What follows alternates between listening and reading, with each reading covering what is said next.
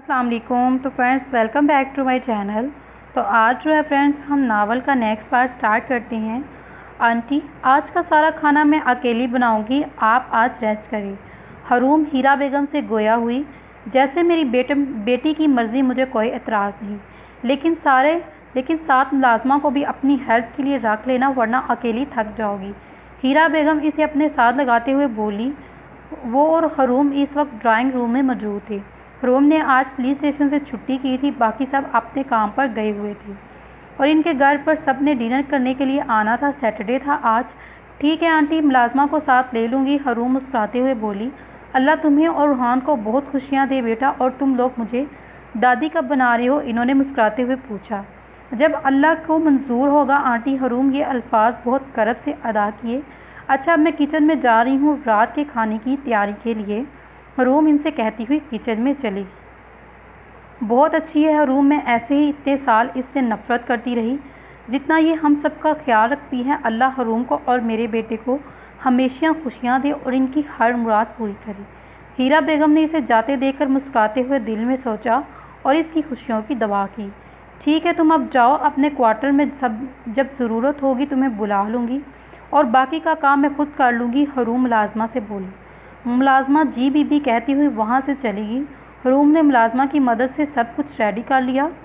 अब वो sweet dish बना रही थी।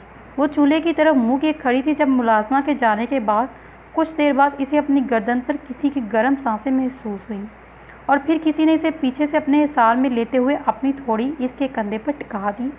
वो रूहान था। हरूम इसकी खुशबू से पहचान गई। हानी, छोड़ो, कोई आ जाएगा, ये किचन है, हमारा बेडरूम नहीं।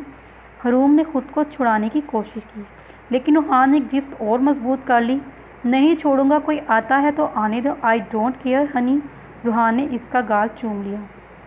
हानी, हरूम ने चूल्हा बंद करके खुद को छोड़कर अपना रुख इसकी तरफ किया। रूहान ने अपने दोनों हाथ इसकी कमर पर बांध लिए। मैं ऑफिस से वापसी पर सीधा रूम में गया, लेकिन तुम मुझे वहाँ नहीं मिली। मामा से पूछने पर पता चला कि मैडम आज किचन में हैं, तो मैं बिना चेंज किए यहाँ आ गया। और तुमने पुलिस स्टेशन से छुट्टी करके अच्छा नहीं किया, क्योंकि आज तुम्हारी छुट्टी करने की वजह से दोपहर को हम मिल नहीं सके और ना ही इकट्ठे डिनर कर पाए। और मैंने तुम्हें कितना मिस किया। रूहान इसके कंधे पर सर रखे इसे अपनी दिल की दास्तां बता रहा था।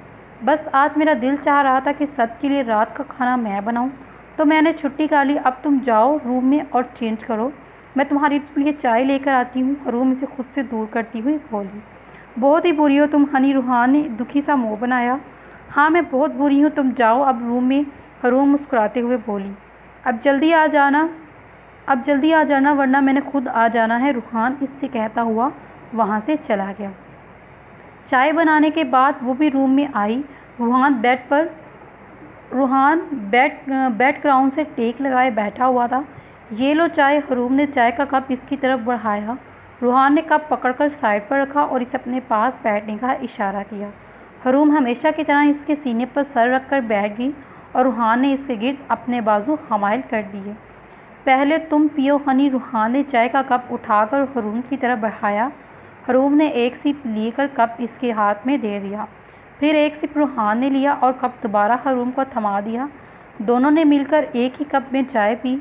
हनी, 8 माह गुजर गए हमारी शादी को और पता ही नहीं चला वक्त कैसे गुजर गया। सही कहा तुमने हनी, एक बात कहूँ तुमसे, हरूम ने डरते हुए इससे पूछा। पता नहीं इसका क्या रिएक्शन होगा। हाँ बोलो हनी, तुम पहले वादा करो गुस्सा नहीं करोगे, मेरी बात मानोगे। हरूम ने अपना सर इसके सीने से उठाते हुए बोली। नहीं करूँगा गुस्सा, अगर मानने वाली बात हुई तो ज़रूर मानूंगा, रूहान इसकी आंखों में देखता हुआ बोला। तुम दूसरी शादी कर लो, हरूम ने इसके सर पर बम फोड़ा। हरूम ने ये अल्फाज बहुत ही हिम्मत से अदा किए। रूहान ने इसे दोनों बाजू से पकड़कर अपने सामने किया। फिर से बोलो, क्या कहा तुमने अभी? रूहान ने बेयकीनी की कैफियत से इसे पूछा कि कहीं उसने सुनने में गलती तो नहीं कर दी। तुम दूसरी शादी कर लो, हरूम ने अपनी बात दोहराई। वजह पूछ सकता हूँ तुमसे इस सारी बकवास की? रूहान इसकी आंखों में अपनी ग्रे आंखें गाड़ते हुए बोला। क्योंकि मैं तुम्हें कभी भी औलाद नहीं दे सकती। कब तक तुम बेऔलाद रहोगे? हरूम अपनी नज़र झुकाते हुए बोली। लेकिन मुझे नहीं चाहिए बच्चे और ना ही मैं दूसरी शादी करूँगा। ये बात आज तो तुमने मुझसे कर ली, आइंदा कभी ना करना, समझी? रुहान ने इसका चेहरा ऊंचा करते हुए इसकी आंखों में देखा। तुम्हें औलाद नहीं चाहिए, पर अंकल और आंटी को तो इनके बेटे की औलाद चाहिए ना। वो क्यों तरसे तुम्हारे बच्चों के लिए? रूम ने बड़ी मुश्किल से खुद को रोने से बाज रखा, और ये सब कुछ बहुत हिम्मत से वो कह रही थी। वो भला कैसे रूहान की जुदाई बर्दाश्त कर सकती थी, इसको किसी और के साथ देख सकती थी, लेकिन इसे रूहान के मामा और पापा की ख्वाहिश पूरी करने के लिए ये सब कुछ करना पड़ा। रूहान की मामा पहले भी कई बार हरूम से इस बारे में पूछ चुकी थी। हरूम हर बार कोई ना कोई बात कहकर टाल देती इस मौजू की तरफ आने से। रूहान हरूम को भी देख रहा था, जो इससे ये बात करते हुए खुद पर जब्त करने की वजह से लाल हो रही थी। हानी, मेरी बात सुनो। हरूम की बात दरमियान में ही रह गई, क्योंकि रूहान ने इसके लबों पर अपने लब रखकर इसे चुप करवा दिया। रूहान ने इसे चुप करवाने के लिए ये किया था। वो नहीं चाहता था कि वो खुद को और इसे तकलीफ़ दे। वो भला कैसे अपनी हनी के अलावा किसी के बारे में सोच सकता था? पहले तो इससे वो मोहब्बत करता था, अब तो इसे अपनी हनी से इश्क हो गया था। रूहान ने इसके लबों को आज़ाद करने के बाद इसे खुद में बींच लिया, और हरूम की हिम्मत बस इतनी ही थी कि वो इसकी बाहों में फूट फूट कर रो दी। रूहान ने इसकी अपनी गिरफ्त और मजबूत की। एक दूसरे को बाहों में लिए वो दोनों काफ़ी देर तक रोते रहे। कुछ देर के बाद रूहान ने इसे खुद से अलग किया और इसके आंसू अपने लबों से चूम लिए। हरूम ने इसकी तरफ देखा, जिसका सारा चेहरा आंसू से तर था। हरूम ने नफ़ी में सर हिलाया और हिलाते हुए इसके आंसू अपने पैरों से चूम लिए। चलो अब मुंह धो लो और चेंज करो, फिर नीचे चलते हैं, सब आ गए होंगे। रूहान ने पिछली बात का कोई जिक्र ना किया और इसे चेंज करने का बोला। वो सर हिलाती हुई वहाँ से उठकर वॉशरूम में चली गई। जब वो दोनों नीचे आए तो सब आ चुके थे। इन दोनों ने सबको मुश्तरका सलाम किया और सबके साथ बैठ गए। इन दोनों को देखकर कोई नहीं कह सकता था कि वो दोनों जहाँ आने से पहले रो रहे थे। वो दोनों सबसे नॉर्मल पेश आए और सबसे हंस हंस कर बातें कर रहे थे। कुछ देर के बाद हरूम खाना टेबल पर लगाने के लिए वहाँ से उठ खड़ी हुई। रूहान की नज़रों ने इस वक्त तक इसका पीछा किया, जब तक वो इसकी नज़रों से ओझल नहीं होगी। खाना खाने के बाद हरूम ने सबको डाइनिंग टेबल पर खाने के लिए बुलाया। वैसे रूहान भाई, हरूम ने खाने के मामले में आपको भी अपने जैसा बना दिया। दुआ ने रूहान की तरफ देखकर कहा, जो हरूम की तरह ज़्यादा खाना खा रहा था। क्या मतलब? रूहान ने प्लेट से मुंह ऊपर करके देखा। मतलब ये कि आप भी हरूम की तरह ज़्यादा खाना खाने लग गए हैं, दुआ ने जवाब दिया। दुआ की बात पर सब मुस्कुरा दिए। हाँ ये तो है, हरूम ने मुझे भी ज़्यादा खाने की आदत डाल दी, रूहान ने मुस्कुराते हुए इतराफ़ किया। सब इसकी बात पर मुस्कुरा दिए। सब ने हरूम को इतना अच्छा खाना बनाने पर तारीफ की। हरूम ने सबका शुक्रिया अदा किया और खाने के कुछ देर के बाद सब अपने अपने घर चले गए, जबकि दुआ, शेरी, मिशाल, आयज़ा, हसन और रज़ा रूहान और हरूम के साथ मिलकर मूवी देखने लगे। मूवी देखने के दौरान रूहान ने हरूम की तरफ देखा, जो बार बार जमाइयाँ ले रही थी। रूहान समझ गया था कि इसे नींद आई है। रूहान सोफ़े से उतरकर सोफ़े के पास कुशन रखकर सोफ़े से टेक लगाकर कुशन पर बैठ गया और अपनी टांगों के दरमियान कुशन रखकर हरूम को अपने पास आने का इशारा किया। हरूम इसके पास आई तो रूहान ने इसका हाथ पकड़कर अपनी टांगों के दरमियान रखे कुशन पर बैठा लिया। हरूम ने अपना सर इसके सीने पर टिका दिया और रूहान ने अपने गिर्द फैलाई शॉल इसके गिर्द फैला दी और अपने बाजू का हिसार बना दिया। वहाँ मौजूद सब मुँह खोले हैरानी से फिल्म छोड़कर इन दोनों को देख रहे थे। ओए मजनू की औलाद, कुछ तो शर्म कर लो, हम भी यहाँ मौजूद हैं। हसन ने इसे शर्म दिलाई। शर्म की क्या बात है, हम मियाँ बीवी हैं, और वैसे भी हनी को नींद आई थी और मुझे अभी मूवी देखनी थी, इसलिए मैंने ऐसा किया। और तुम लोगों ने कैसी शर्म, तुम लोग अपने ही तो हो, तुम लोग भी जैसे चाहो बैठ सकते हो, हमें कोई एतराज़ नहीं, रूहान ने मुस्कुराते हुए बोला। रूहान की बात पर सब मुस्कुरा दिए। वैसे ना तुम बड़े बेशर्म हो और हमारी बहन को भी अपने जैसा कर लिया तुमने, रज़ा ने मुस्कुराते हुए गोया हुआ। रूहान कुछ ना बोला, इसने इसकी बात पर बस मुस्कुराने पर कहा। फिर सब दोबारा से मूवी देखने की तरफ मुतवज्जा हो गए। हरूम तो रूहान के सीने पर सर रखते ही सो गई। कुछ देर के बाद रूहान भी इसके सर पर अपना सर टिकाकर सो गया। लो इसे देखो, पहले तो कह रहे थे मैंने मूवी देखनी है और अब खुद भी सो गया। रज़ा रूहान को सोता देखकर मुस्कुरा दिया। सोने दो, जाते हुए उठा देंगे इन दोनों को। हसन इन की तरफ देखते हुए बोला। कितने अच्छे लग रहे हैं ना दोनों ऐसे, दुआ इन दोनों को देखते हुए बोली। हाँ वाकई में बहुत अच्छे लग रहे हैं दोनों साथ। मिशाल ने भी इनकी बात की तायीद की। अल्लाह इन दोनों को हमेशा खुश रखे और हर दुख से दूर रखे, आमीन। आयज़ा ने इनको देखते हुए बोली। दुआ और मिशाल ने भी आमीन कहा। वो तीनों एक ही सोफे पर बैठी थी और तीनों आहिस्ता में बोली। इनकी बातें इनके अलावा और कोई नहीं सुन सकता था। सब ने इन दोनों की खुशियों की दुआ की और दोबारा फ़िल्म की तरफ मुतवज्जा हो गए। रूहान हसन ने मूवी ख़त्म होने के बाद इसका कंधा हिलाया। रूहान ने अपनी आंखें खोलकर हसन को देखा। मूवी ख़त्म हो गई, हम अपने घर जा रहे हैं, तुम भी हरूम को लेकर अपने कमरे में जाकर आराम करो। हसन इससे कहता बाकी सबको लेकर वहाँ से चला गया और इन सब के जाने के बाद रूहान हरूम को अपनी बाहों में भरे कमरे तक ले आया और इसे बेड पर लिटाने के बाद अपनी बाहों में लेकर सो गया। मम्मा कैसी है नूर? हरूम ने फातिमा बेगम से पूछा। अभी तो वो लेबर रूम में है, बस तुम दुआ करो, इन्होंने इसे बताया। नूर इस वक्त हॉस्पिटल में थी और वो प्रेग्नेंट थी। इस वक्त वो लेबर रूम में थी। हरूम को जैसे ही पता चला वो पुलिस स्टेशन से सीधा हॉस्पिटल आ गई, जहाँ इस वक्त बासल और इसकी मामा और फातिमा बेगम और रूहान मौजूद थे। हरूम इधर से उधर टह रही थी जब कुछ देर के बाद डॉक्टर ने इनको बेटा होने की मुबारकबाद दी। नूर कैसी है? बासल और हरूम ने डॉक्टर से एक साथ पूछा। वो बिल्कुल ठीक है, हम इन्हें कमरे में शिफ्ट कर रहे हैं, फिर आप इन सब से मिल सकते हैं, डॉक्टर इनसे कहता हुआ वहाँ से चला गया।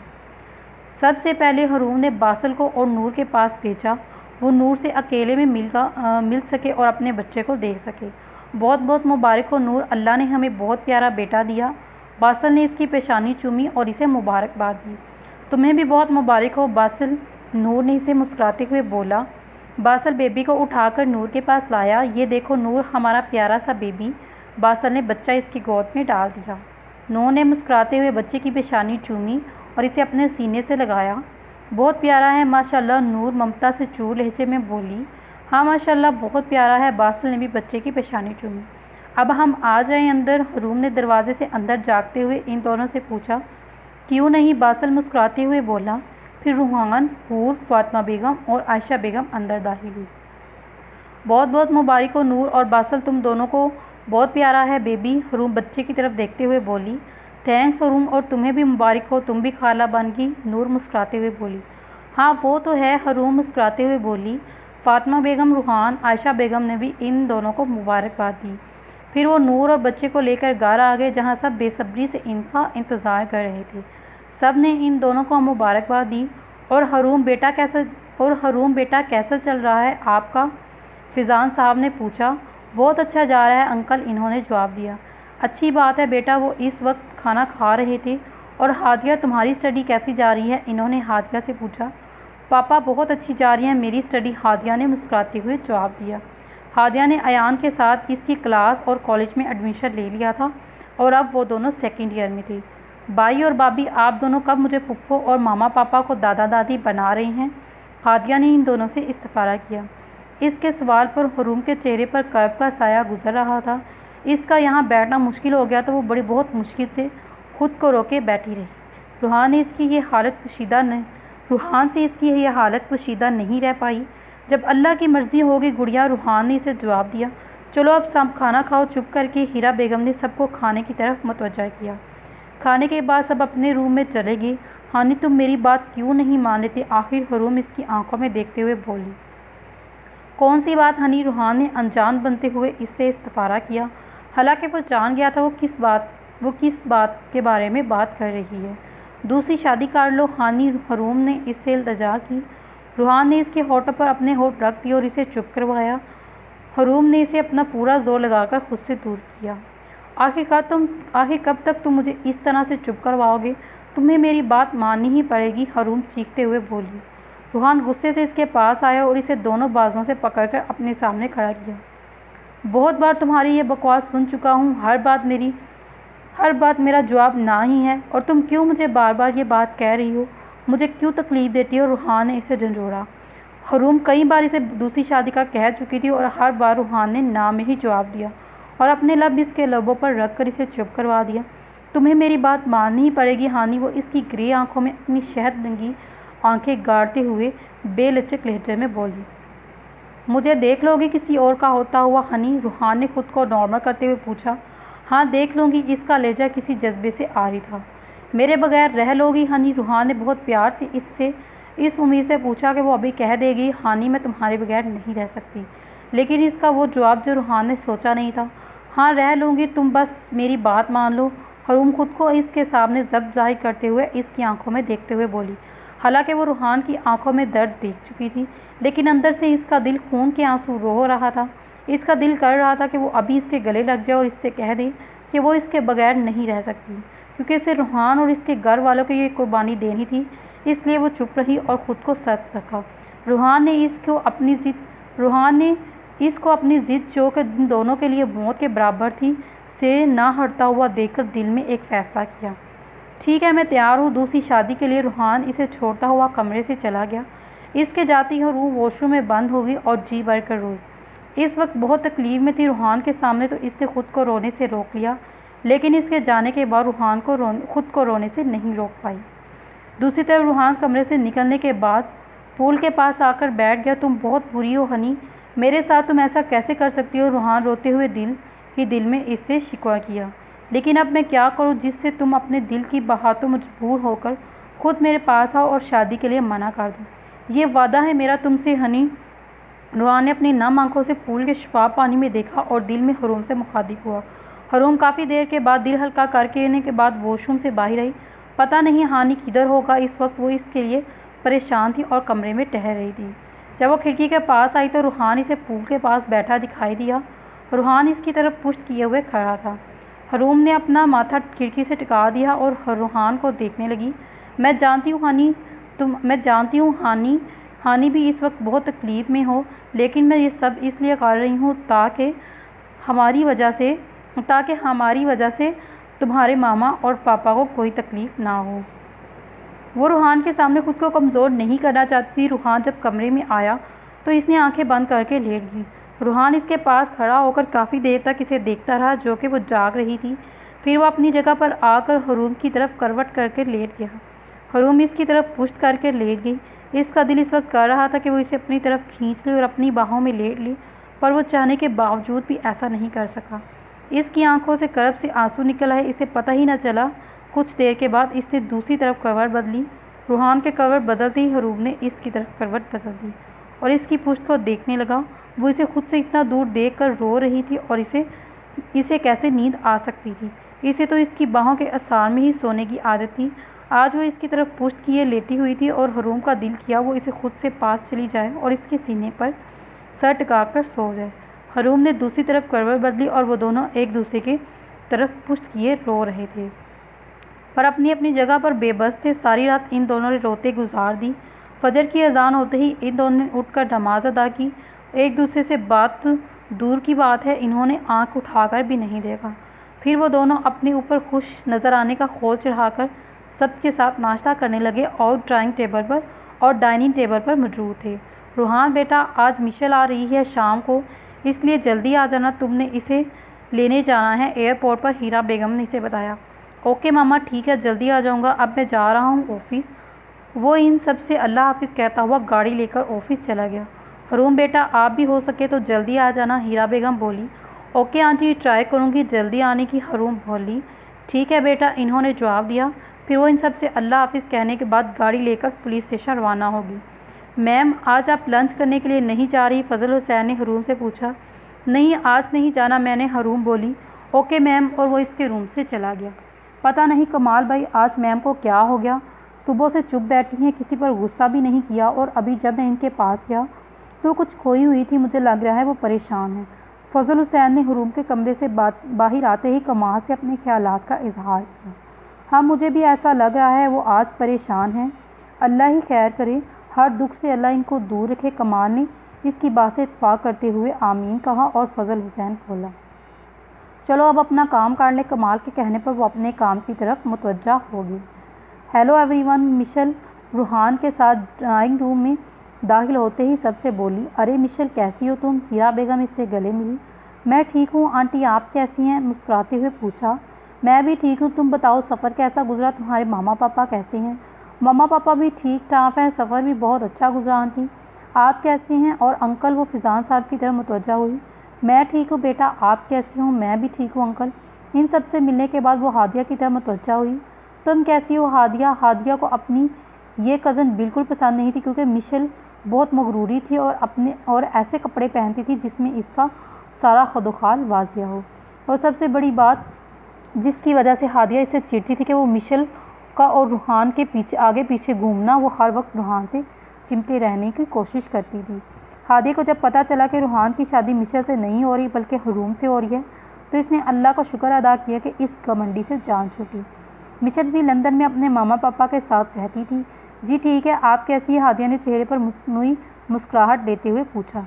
अच्छा अब तुम बैठो, मैं तुम्हारे लिए कुछ लाती हूँ। नहीं नहीं आंटी,